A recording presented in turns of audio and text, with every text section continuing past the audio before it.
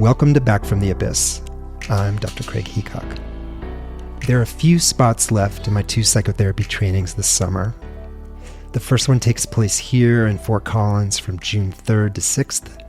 It's called Bringing Therapy into Med Management, and it's geared for psychiatric nurse practitioners and PAs who want to deepen their therapy skills and practice more holistically and psychodynamically. The second workshop is called I Love You, I Hate You, Are You My Mom? And this is an experiential deep dive on working with transference and countertransference with Dr. Hillary McBride, and she and I await you in the mountains east of Vancouver, June 18th through 20th. See my website for details and registration info for both of these. Today's story is one of classic DSM-style PTSD. It's a story of both medical and parenting trauma, of facing the fear of annihilation and death. But interestingly, as I think back on the 7 seasons of Back from the Abyss, we've almost never done a story on classic PTSD. Our most common story theme by far is that of complex or developmental PTSD, which crazily, strangely, what the heck, isn't even a formally recognized diagnosis in American psychiatry. Why complex PTSD isn't in the DSM is a story unto itself. But I continue to find it so bizarre that one of the most common presentations in my office and on this podcast isn't seen as a valid diagnosis by mainstream American psychiatry. What is complex, also known as developmental PTSD? Complex PTSD is caregiver to child trauma. It's early attachment /love/safety trauma, which then profoundly affects the child's ability to find and maintain safety and connection in healthy relationships. This lies in contrast with classic PTSD, which typically involves an event or events that threaten to physically or psychologically obliterate a person, such as a rape or a car accident or earthquake or witnessing a death. Complex PTSD poisons the roots of the developing seedling tree. Classic PTSD is the windstorm that tears the mature branches off the tree years later. Complex PTSD tends to lead to repeated victimization and trauma after trauma, thus the overrepresentation of this type of PTSD in the Back from the Abyss catalog and in psychiatric treatment settings. Classic PTSD tends more towards chronic dysregulation and a pervasive sense of doom, which in today's story led to eventual substance abuse, autoimmune illness, and chronic overwhelm. Today's story is in 3 parts. First, we hear Tracy tell of the increasingly severe medical challenges of her children. Then Tracy flashes back to describe her emergency hospitalization as a 5-year-old. Then finally, we trace Tracy's treatment journey through traditional psychotherapy and eventual MDMA-assisted therapy. Tracy's first child, a daughter, ended up in the NICU with fever and presumed meningitis. She then had 2 painful miscarriages, and finally her son, who turned out to be her biggest challenge of all. At age 40, this would be my 4th pregnancy. I was put on hormones to maintain the pregnancy because of those previous miscarriages. And then at one of my last prenatal appointments at about 37 weeks, our son was determined to be small, like intrauterine growth retardation. All these medical terms that I know and the acronyms. So I was induced early due to concerns about his health. And the urgency around this, included a last-minute amniocentesis to check on lung development. And then I was induced with Pitocin, which was extremely painful and felt like a violent sort of way to give birth, and at one point I asked for an epidural, but it was too late because the Pitocin was so fast acting. And then, the on-call OBGYN came in and asked me to stop pushing. And, because she had to put her gown on and get suited up. And then, there was no way. So our son was born. And he was 4 pounds, 9 ounces, so pretty tiny. but had good APGAR scores. And we also brought him home, I think a couple nights later. I think by then they had allowed you to stay an extra day in the hospital. When we got home, he also spiked a fever like our daughter had, but we had a fantastic new pediatrician at this point, and she came over to the house, unswaddled him, put him by the walked over to the window, and just the breeze brought the fever down, and he was fine. Yeah, and she explained, we're just waiting for your milk to come in. He's a little dehydrated. You can also give him water, which, none of this we knew for our daughter. So that was all fine, and then he pretty much slept for the first month of his life. I think he was sort of catching up on development, so it was quite a peaceful month, with our second child, and feeling like, oh, this is easy because it's our second child.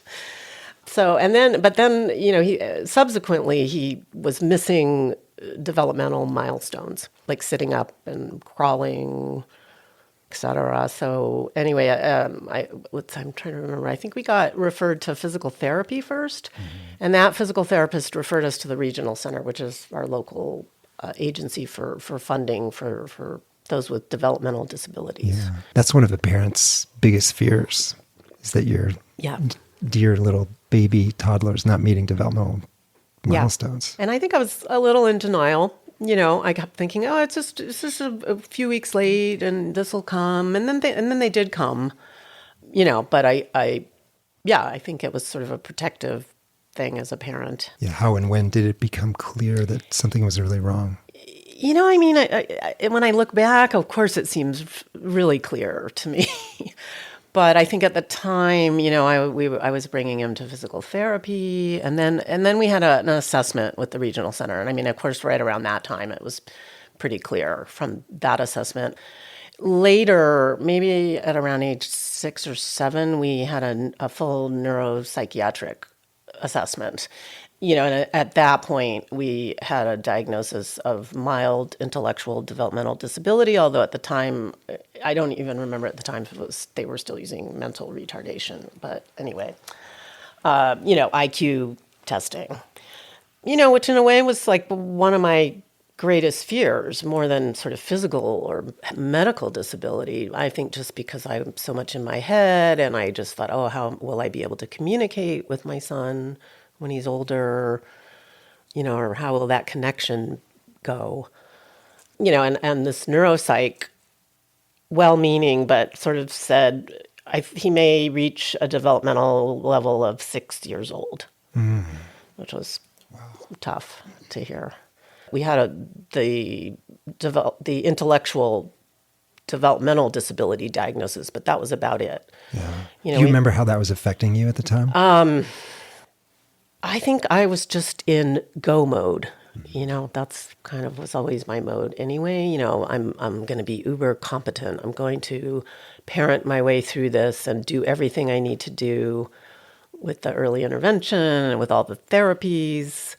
Yeah, highly stressful. But not really allowing yourself to feel. Right. Just there's too much to do. Yeah, there's no time. There was time. I'm quite emotional, and I feel things very deeply. So I was sort of doing that, but then I would just, I'd have a moment of crying and sort of screaming, and then just, got to go to the next doctor's appointment, got to see the next specialist. By now we'd pretty much bought Children's Hospital a new wing because we have seen neurology, genetics, orthopedics, gastroenterology, et cetera, because, along the way, we also had a lot of medical issues. At one point, he had a diagnosis of failure to thrive again, like the in utero, but now had sort of stopped growing. So then we were seeing a nutritionist, and he was on an extremely fatty, high-calorie diet. And at one point, my husband and I said, are we worried about this kind of diet? Long term, is that going to be a problem? Because it's so rich. Yeah. And this dietitian said, well, if he becomes an obese teenager, we'll congratulate ourselves. Wow. And I remember thinking, oh no, that sounds terrible. Yeah. So, we had things like that along the way too, kind of coming from well-meaning medical professionals and therapists. Were you ever blaming yourself? Yeah, all the time. I remember thinking, oh, I took like an anti-nausea medication because I was also nauseous for 6 months of his pregnancy. And I remember thinking, oh, was that medication? Did that cause something? And I had a OBGYN say to me, no, you could have drunk whiskey and stood on your head and you wouldn't have caused this, trying to reassure me. Yeah. But, of course, as a parent, there's always that, you're taking care of these helpless, vulnerable beings. Or even the age thing. There's some evidence that advanced maternal and paternal, both, Yes. paternal age can put you at higher risk of developmental disabilities. Yes, exactly. And, and I had gone through all at the time that what was available, the genetic testing and the amniocentesis, including that second amniocentesis. So obviously we were thinking about those things. Yeah. Yeah. And I think I had a lot of guilt thinking about, if I had known, would I have terminated this pregnancy? So I think that came into the picture too. There's this contrast of loving someone so deeply and yet also not wanting to be dealing with this, which that caused its own level of guilt. Tracy's son began to develop increasingly severe Tourette's, which included behaviors such as impulsively spitting at people in public, and coprolalia, which refers to yelling out obscene words and remarks. All of this added to Tracy's mounting sense of helplessness and despair. His Tourette's appeared to be triggered by autoimmune activity, a syndrome which used to be called PANDAS, but is now mostly called PANS, or Pediatric Acute Onset Neuropsychiatric Syndrome. We highlighted PANS in an episode earlier this season. Perhaps the most effective treatment for PANS is called IVIG, or intravenous immunoglobulin, and it serves to rebalance the immune system and dial down autoimmune activity. Yeah, so then, there was discussion about an autism diagnosis, but that never materialized. It was really just there's some crossover kind of characteristics and symptoms. Oh, that sounds like a terrible word, symptoms. But anyway, so we never really had that. And then probably in elementary school, we had some blinking tics. And then we started seeing motor and verbal tics, like sort of yelping and head jerking back. And at that point, we also then received a Tourette's syndrome diagnosis. And so that was a really hard time too. Just, like kind of from a social perspective, right? Because you've got this child who's got behavioral issues, which, I think really was related to PANS and PANDAS that got diagnosed a little bit later. At one point, we had the coprolalia type of Tourette's, but I think that was just because he happened to be around other kids that were swearing and had sort of picked up on it.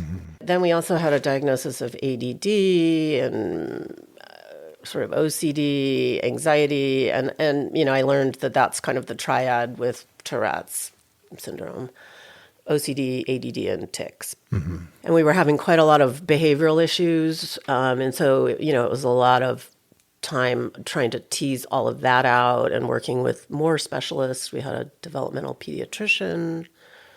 But anyway, at some point it just became so challenging. To have him at home despite all the intervention. So we ended up sending him to a therapeutic boarding school. He was about 12.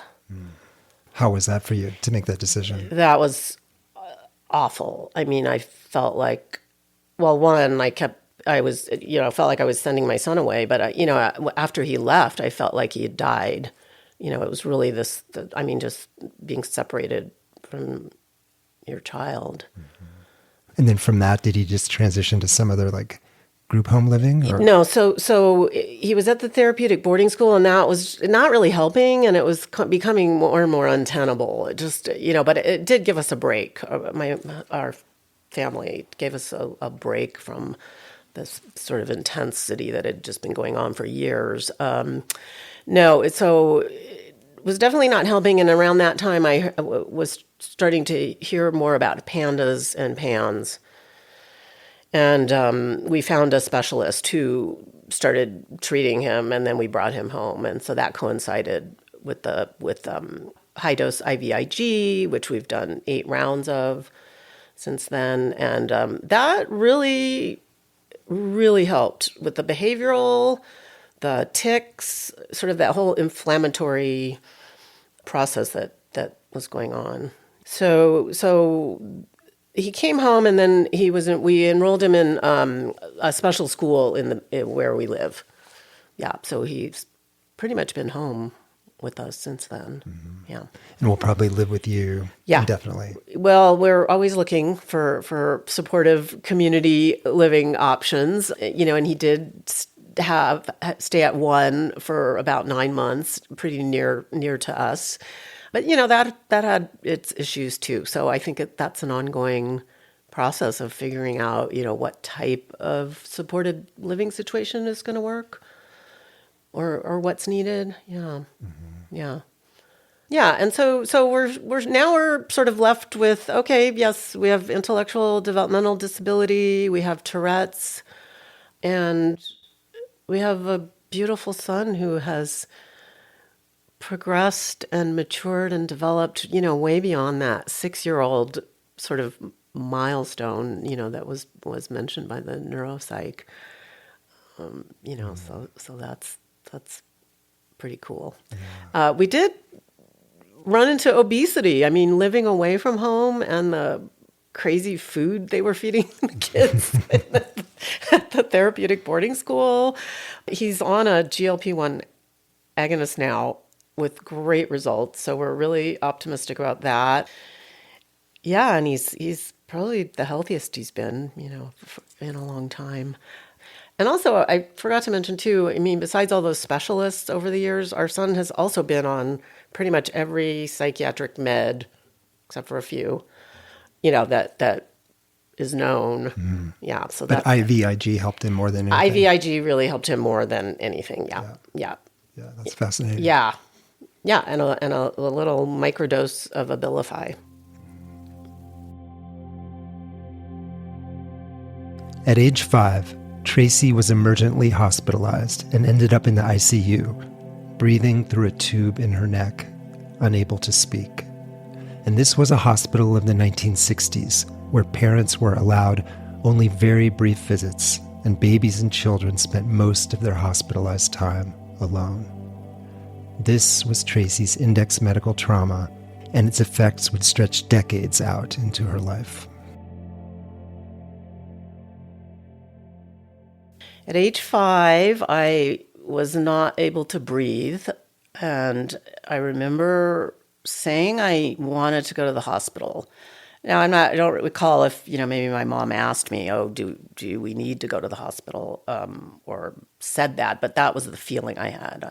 I can't breathe. I have to go to the hospital. And so they took me in, and I had an emergency tracheotomy.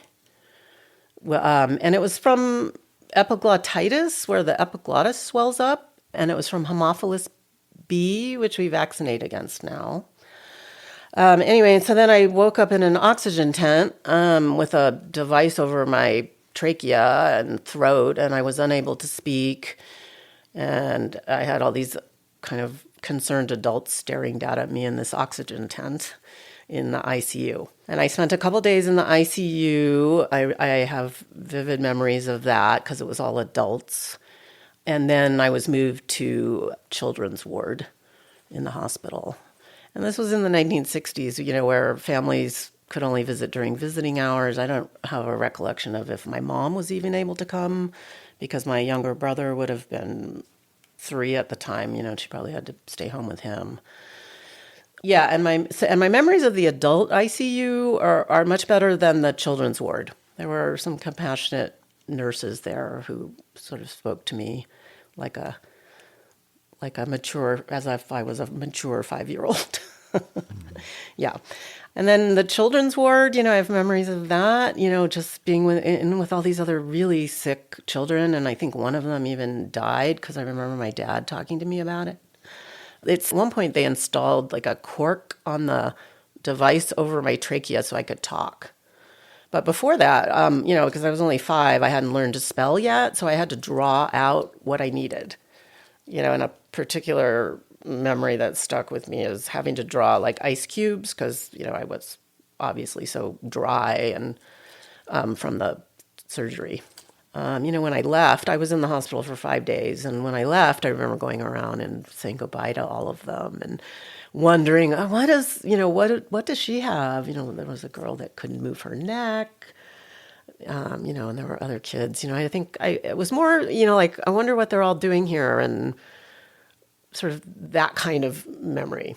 Growing up female and Asian in kind of a primarily white suburban town in the 60s and 70s, I carried these sort of implicit expectations of fitting in and don't draw attention to yourself and excel academically, which I think I did in the hospital, right? I was a good patient. I tried not to complain, even when I needed a bedpan and no one was coming. Things like that. So I think my sense of otherness started early because that was hard for me to be that way. I don't know that inherently I was a super compliant young person. Yeah. And then, I do remember that sort of hypervigilance and intrusive thoughts sort of maybe started around age 10. I went down on a trip out of town, and probably my first time away from home other than the hospital, when I was maybe, 9 or 10. I remember lying in bed thinking, I think I have lung cancer. I don't know if I'm going to live until I'm 18. And I sort of made a pact with myself. Okay, each year you're going to say, oh no, you've made it another year. And then you're going to get to 18 and you're going to be like, wow, I've lived a long life. Yeah. Which now as I'm saying that's not right. Those are weird, intrusive thoughts. And then I recall my first OCD thoughts around that time too. Like when I was getting out of the car, I tried not to step on a crack, because I think that old saying, step on a crack, break your mother's back, must have come to me. Those kinds of thoughts, counting, checking. And then, so at age 16, I consented to plastic surgery on my scar. And it really was because all the doctors over the years kept saying, oh, we can take care of that. And, when you're older, you can decide if you want to minimize the scar because it's pretty big. So I decided to do that. And then, that was just too hard for me at 16. I had to wear a neck brace and I wanted to be swimming and hanging out with my friends, rather than having to kind of be quiet and not move around too much while the scar healed. So anyway, they were going to do it in 2 parts, and I decided not to do the second part. So the scar ended up keloiding, and it's actually even wider than it originally was. Oh, no. Yeah, but I don't really mind. It's fine. Anyway, so then what followed in subsequent years after all of that really was a slew of autoimmune and immune health issues and a lot of emotional dysregulation, coupled with the sort of the OCD and then there was like a lot of anxiety. Mm-hmm. Yeah. Well, interestingly, it's sounding like paralleling your son, right? Your son had autoimmune stuff that was helped with IVIG. He had, sounds like some OCD stuff, anxiety. Yeah. Yes, a lot of parallels, which, I think triggers all kinds of shame and questioning again. Oh, that's so similar. Oh, was that because of me, genetically or, for some reason? There's definitely a lot of parallels. One of the most common sequelae of trauma is substance abuse. Both classic incident-based PTSD and complex PTSD leave the autonomic nervous system frazzled and dysregulated.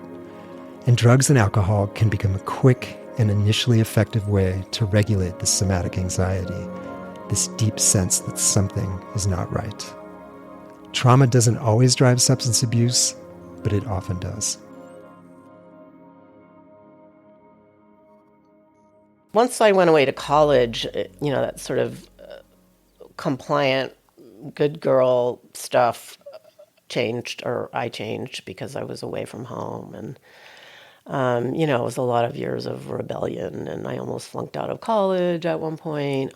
Got heavily into the punk rock music scene. I mean, in a way, I feel like music and seeing live music and sort of being involved in all that kind of saved me at the time in a way too, sort of a sense of belonging in that. And I studied art, and I think I became a visual artist probably as, there's as a need, well, besides sort of having all this creative energy, but feeling I needed to express myself. I wanted to be heard. I think back to the ice cube, drawing the ice cube as a 5-year-old, maybe it was something like that too.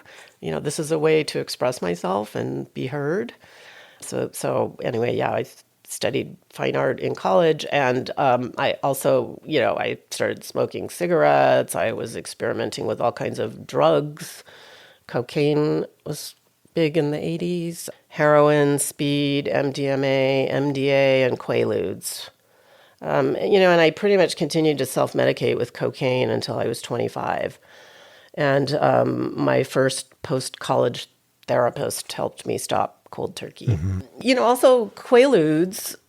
I remember Quaaludes. That was like kind of the first time I felt, oh, this feels good. I can do things. I can sort of be present. Yeah, I'm allergic to alcohol, so that's probably a good thing. Mm-hmm. It's probably lucky. It's really good. I think I was lucky, at least in there. In college, I had my first suicidal ideation that included a hesitation cut on my wrist, which I only learned that term later. I had persistent feelings of just like not wanting to be here, and not wanting to, or not knowing how to cope, or just feeling maybe so ungrounded and anxious. Like I just, I couldn't sort of be in the world at times. Not all the time, but at times. Yeah, so anyway, after that first hesitation cut, I did take myself over to the campus health department and started seeing a therapist. So let's see, anyway, at 25, besides stopping cocaine, I quit my job. I got divorced from my first husband, and then all the autoimmune stuff followed that. Around this time, I started, after stopping cocaine and really then having nothing to sort of medicate with, I did start Tai Chi, because I think I was always looking for a way. How am I going to regulate, or how am I going to get grounded? What's going to make me not feel so unsettled? So I started Tai Chi and a lot of other exercise and movement outlets. And so I kind of recall that time as relatively calm in relation to everything else that we've been talking about. And then I met my current partner, and then we decided to start a family. We got married, decided to start a family, and then our children came. And this intense level of parenting that's been going on and will continue to go on. Mm-hmm. Yeah.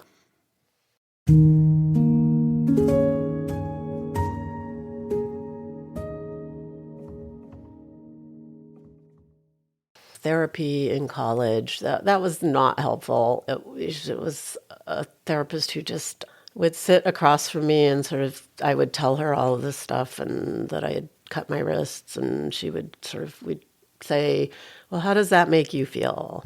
Oh, really, that's terrible.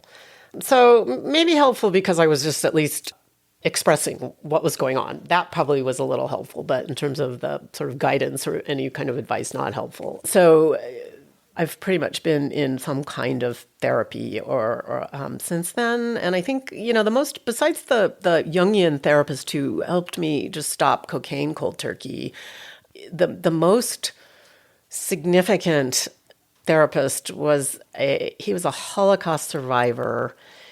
He was the first person to ask if I'd had any trauma, early childhood trauma. And this was in relation to OCD. Mm-hmm.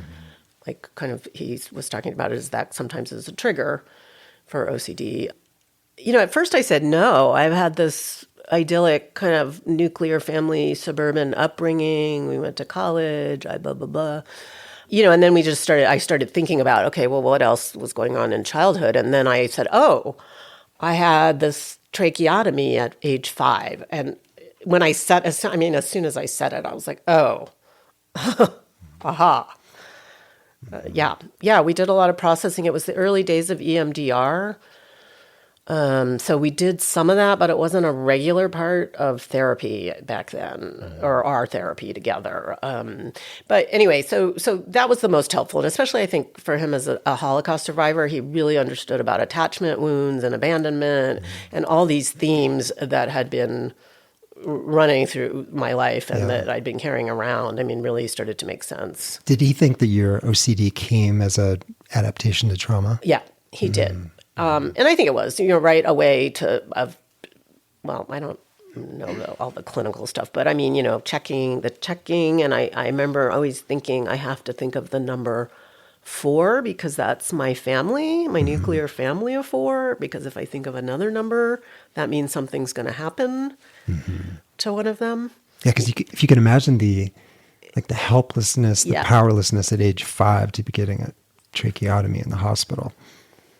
That it is so interesting that psyche can, as one option, sort of develop OCD as a control strategy to help you feel like the scariness is in your control, that all the awful things that could happen in the future, that you actually have some power over that. Yes. Because I also talked with him about abandonment because I was always worried something was going to happen, especially to my mother, or something terrible was going to happen or we were going to be separated. I just carried that through kind of in an intense way. Yeah. And so the checking and the OCD kind of trying to control it for sure was not a coping mechanism, although didn't really help. It just made me more anxious actually. Yeah, parallels there for sure. And I do think there may be a heritable component slightly if I look at some of my aunts and uncles now and think about it. Yeah, and that ties back to sort of my guilt, I think, oh no, I have this too, and now my son does. I saw that therapist for quite a long time, and then I really had just transitioned to kind of a check-in every 6 months, and sort of in that one of those periods from seeing him, he was brutally murdered by his wife. It's a pretty well-known case. Really? Yeah. So we'll talk about that later. You can look that up. But that was kind of another, not attachment wound, but that was a violent kind of abandonment. Yeah.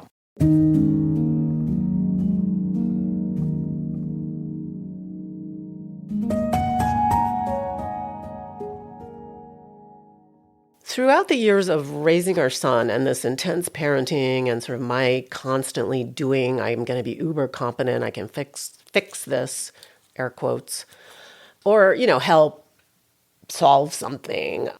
I had a second suicidal ideation, where I was really thinking about, could I take all these pills? I can't cope with this anymore.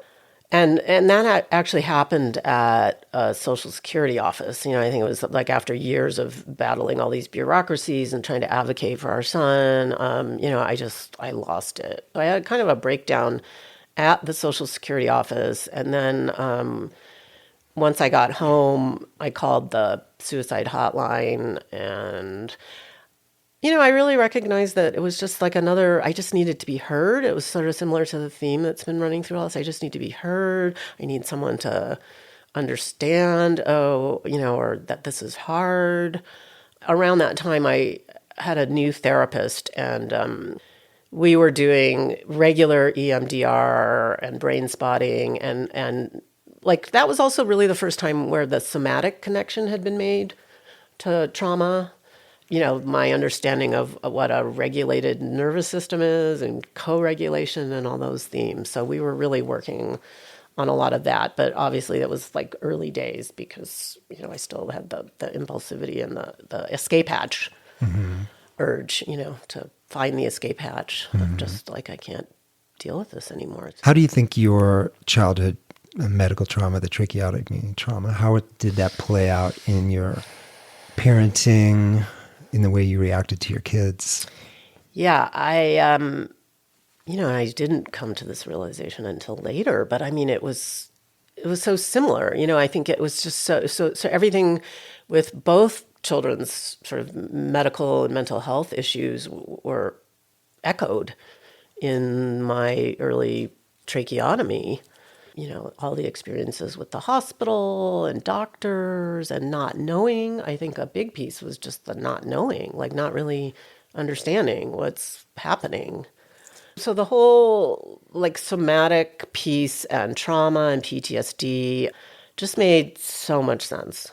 I just think all these years I didn't really understand what was going on with me, or why I would feel suicidal and just didn't want to be here or be dealing with this or know how to deal with a lot of these things. I think it's kind of interesting because I also feel like I'm very competent and good at the medical sort of piece of all of this, and even the sort of the honorary social work piece of taking care of our son, which of course coming as a person having PTSD, and wanting to control things, right? I mean, that's a sort of a coping mechanism, it has been for me. I'm just going to get uber competent at everything and I'll have success there, and somehow that will make me feel better. Exhausted by years of nervous system dysregulation, fear, and unending dread, Tracy decided to seek out underground MDMA therapy. Psych meds had never made a meaningful difference for her, and traditional talk therapy and even EMDR had eventually stalled out. She needed to find a way to get to the deepest roots of her fears. And then around this time, I started hearing about the MDMA MAPS trials for PTSD. And my husband and I one day kind of looked at each other and said, oh my gosh, this is what I need, or this is what you need. I was feeling like, gosh, I've been in therapy since college and it sort of helps and then it doesn't. And why do I always have this undercurrent of feeling unsettled, feeling dysregulated, and kind of sad at times? I don't tend towards depression, but yeah, really just that sort of so unsettled all the time. And I mean, at one point I had this overriding sense of dread about everything. So anyway, we were able to find a guide, and then COVID happened. So we were planning my first MDMA session, and that got not as part of the MAPS trial. No, not as part of the MAPS trial. I just that's how I think I had been hearing about it, and and so we started trying to find our own, and we found a guide, and so my first MDMA session was day long, was during COVID. Mm-hmm. Yeah. Was your husband part of that? No. Okay. Yeah, run me through that. He helped me find the person we were working with, though, because he had some connections. Yeah. Yeah, run me through that first session. I'm curious about the preparation and what happened. Yeah. Well, we did a few sessions of preparation together with the guide. Although I actually feel like I've been preparing my whole life for that first session. As soon as the medicine came on, I could feel a shift. I mean, obviously that's what MDMA does, but I think because I had already been in so much therapy and this constant effort to regulate myself, even maybe I didn't know that's what I was trying to do. I think I was ready. I just, there was like all that dread and anxiety just fell away. And then I just remember like bursting into tears of gratitude. Like in a way, I think it was like tears of gratitude because I was feeling something, that wasn't all those other feelings for the first time in so long. Yeah. So a lot of it was just like, lying there crying in gratitude. But I did feel like things got rewired after that first session. I mean, it was like I turned a corner. I mean, I feel like all of that sounds so kind of cliched, but what do you feel like got rewired? Like what changed specifically? Like the catastrophizing. I was always catastrophizing, and then given all the medical stuff, I mean, I think it was, me, what if I almost died? Oh, what if I get cancer? Or what if I da da da? And then it was worrying about my daughter, and going through all of her things. And then our son, this is ongoing. Like, I think my days were just filled with like worry and anxiety about what's next and what's And magnified by what had happened to you. Yes. Yeah, absolutely. Magnified by what had happened to me and parallel to that. Yeah. Yeah. I think that just got like flipped. I don't know. It was such a somatic thing. I mean, I'm not intellectual, which, is interesting because I'm so in my head usually trying to, if I can just analyze and think my way out of the situation, then things will be okay. And in a way, it was like the medicine allowed me to like release that holding on to trying to figure everything out. Mm-hmm. Did it take you back, the MDMA take you back to childhood experiences or to specific incidents with your kids, or did it have a different way of sort of? I don't think that first session did as much. I think it was so much about me, and I'm just in this state. I mean, where I've like thought about killing myself twice and not wanting to be here, and and being sort of dissociated and not feeling, but also feeling really deeply, and that felt hard, and then dissociating. So this just sort of felt like it brought me into this like new kind of presence that I just wasn't able to achieve despite, all the different things I was doing. Mm-hmm. Yeah. You did additional sessions? Yeah. So subsequently I've done quite a few. And so in those subsequent sessions is really where much more of my work around our family, even my family, my family of origin and ancestors, but especially around, the children and my guilt or shame. I think I just had a lot of shame of, like why, and must be something I did. Yeah. How did the MDMA work help specifically with guilt and with shame? It felt like it gave me sort of the space. I mean, and it is like a heart medicine, right? I mean, that's sort of the nickname, but, to be able to hold it and to be able to look at it, with an open heart, without all the judgment. There was something, like that was really pretty profound about that, that it let me do that. Mm-hmm. How have things progressed for you, through the MDMA work? You said you've done a number of sessions. Like, what's changed for you in terms of how you think and feel and how you are in the world? Yeah. I've also done psilocybin and 5-MeO, DMT, and GHB.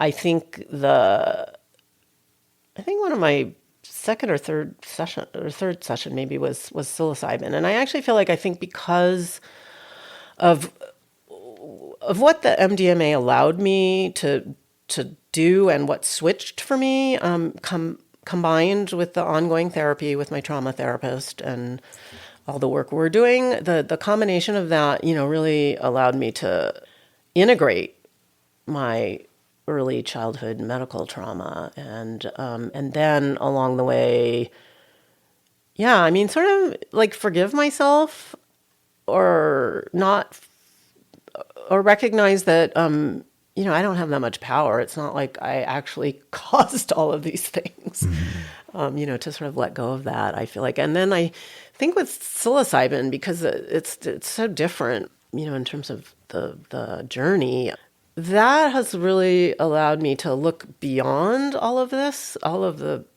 medical trauma and stuff, and it's been really expansive. So I feel like even right now, as in my 60s, I'm moving into a phase of sort of like, reclaiming my soul, getting back in touch with who I am, which in turn, is helping my relationships and parenting, to be more present, and not bring like shame and guilt into it. We still have to see so many specialists for our son, and I'm still dealing with all those agencies and sort of doing the honorary social work. So, yeah. Do you think you could have done the same work without MDMA? The same kind of healing work? Yeah. No. I really, by the time we were prepping to get into that first session, I really was, I was worried I was going to figure out, and get closer to checking out. I mean, leaving. Yeah. Suicide. Yeah, suicide. Yeah. Yeah, because I would just have, have uber competent days, and I'd just be in my flow, and then, some other medical thing would happen, and then I would start to spiral.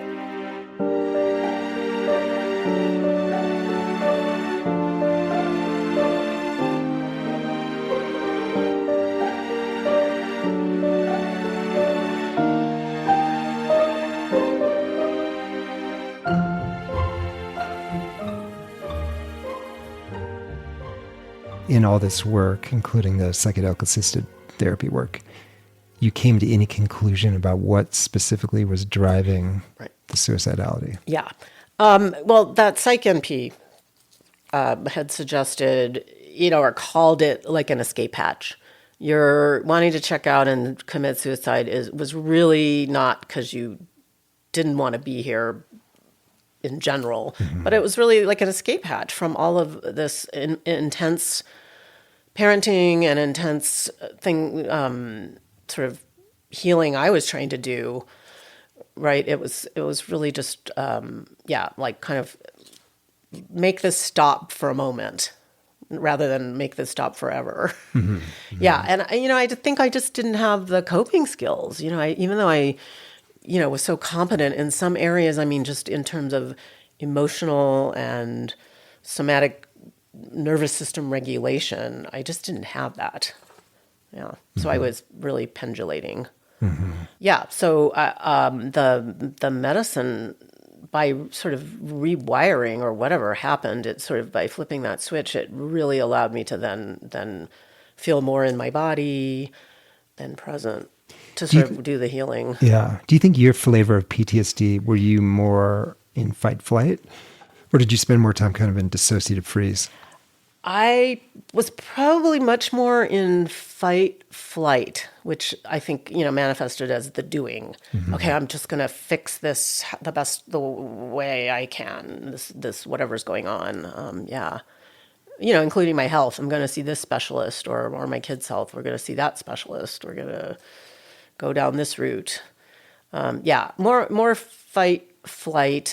I do think, though, there is an element of dissociation, and that was kind of new to me, like thinking about that concept, because I think the doing and staying busy is a form of dissociation. Yeah. What was the role of the therapist? You worked with the same therapist in all the MDMA-assisted and other psychedelic-assisted work? Yes. It was a woman? Yes. Yeah. What did she bring to it because we've heard a little bit about what the substance helped catalyze, but what specifically did she bring to the therapy? I think a lot of it was just she was a witness. She, and especially because I'd already been and had so much therapy, she was able to just really, I could talk about it, and she could witness it, and we could quickly get to, okay, this is what's going on, and here are my intentions for each session. She was really good about guiding the intentions, and then during the sessions, really bringing the focus back to my intentions if it needed to. Although a lot of the times, things would veer wildly off, obviously, because I can't quite control what is happening. And so she was a great witness for that, just to support that. And then of course the post session integration meetings have been really critical. And so I'm doing the guide integration sessions in conjunction with my trauma therapist too. So I've got both on board, which has been a great combination, because, we continue to work on the somatic piece. How has this affected your ability to be a parent to your adult children? Yeah, well, I like to say, I think there has been a lot of repair. I do think coming back to the dissociation, I think I was like emotionally dissociated, probably because of my own trauma and anxiety. I was just so wrapped up in those feelings that, I was emotionally dissociated during, parts of my daughter's traumas and what she was going through, and the same with our son. Yeah, so I think that because the psychedelic journeys have really helped me address all of that, I feel much more present. I feel like the judging and shame don't come into the piece now. And we're able to have these really deep conversations, which is really great. And my daughter's done a lot of her own healing works. Yeah, so I feel like there's, it's almost like, this repair that's kind of had to happen, and I think is still happening. Mm-hmm. What about the OCD? Has that gone away? Yeah, that's, it has pretty much, although occasionally I get a little sense of it or an inkling, I need to check the door again. And now I know, okay, what's going on. And sometimes it's just like inflammation in my body, actually. Mm-hmm. Sort of like got this other physiological component. Yeah, but I'm much more aware now. Oh, okay, that's, I'm feeling anxious about coming out to see you or whatever. Yeah. That's so interesting because I've talked about on the podcast how, your kind of classic OCD is inherited, runs in families, starts as a child. But there's also this trauma-fueled OCD, which, again, I think you probably need to have the right sort of genetic predisposition for it, but it appears in response to trauma. And as trauma waxes and wanes, trauma responses, the OCD does as well. And I think you're a good example of that as you have addressed the trauma and gotten more regulated and are just feeling better about yourself and your place in the world, the OCD is largely gone into remission. Yeah. I mean, if I think, back to compared to how it used to be, I mean, where it was constant daily checking and intrusive thoughts, really, which I think is sort of a piece of that, just the intrusive thoughts of something more terrible happening to one of my children or my husband or myself. Yeah, it's pretty remarkable that it is really not there. Mm-hmm.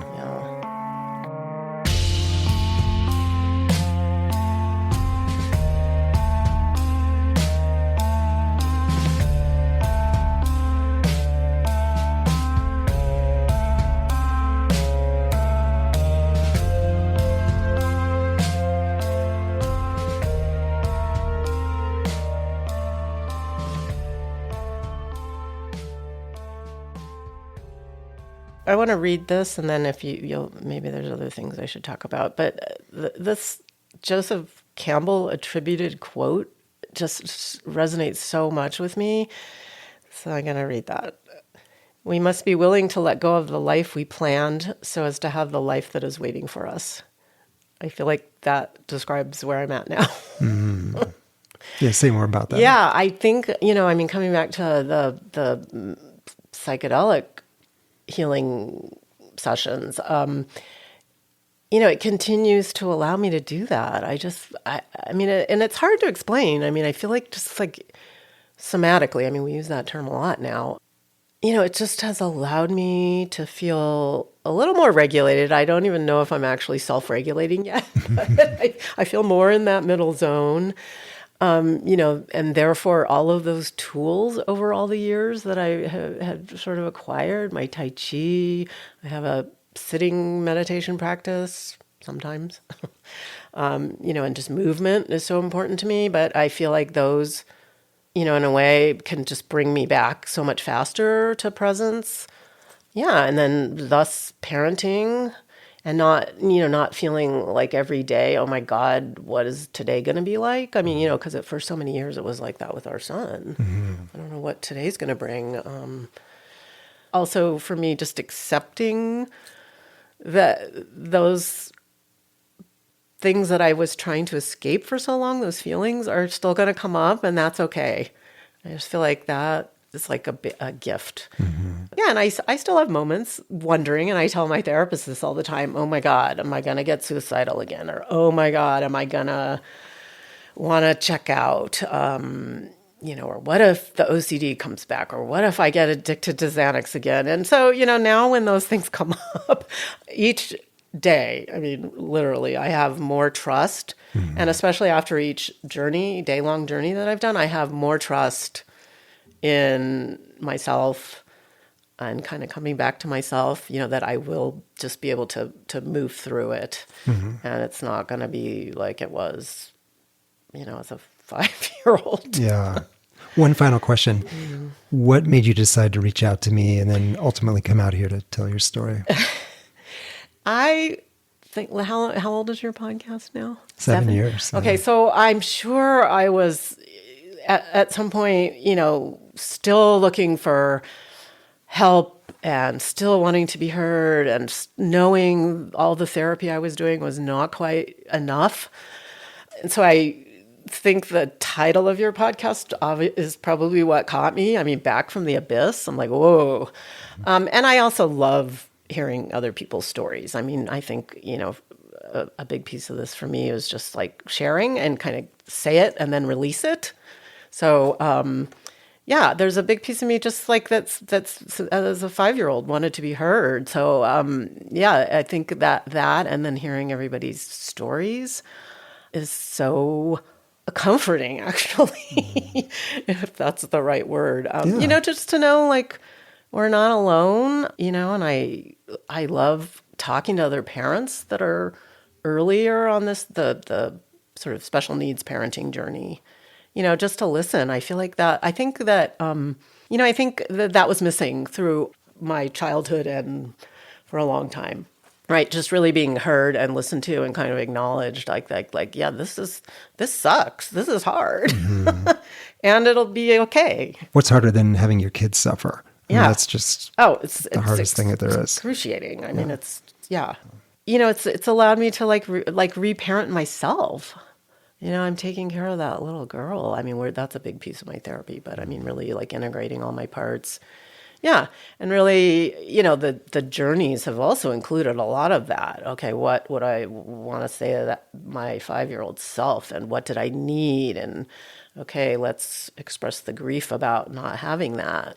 And so to be able to do that now for myself and my children and my family is key. Yeah. Well, I'm so glad you did reach out to me. Yeah. Thank you for coming out here. Thank you. I'm so happy to have done this.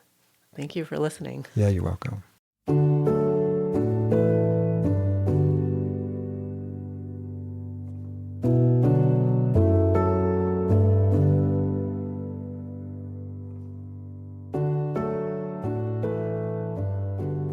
An interesting final note here. Tracy's ACE score, or Adverse Childhood Experience score, is only a 1. While growing up in a stable, loving family is definitely a protective factor for developing PTSD, Tracy's story illustrates that a one-time terrifying event can set you up for later development of PTSD. She was able to develop and maintain close and loving relationships with her family members, while also feeling the effects of a nervous system run rampant due to the effects of compounded medical traumas. We'll be back in 2 weeks for the last story of the season, exploring what it's like to watch a parent slowly disappear into the shroud of dementia.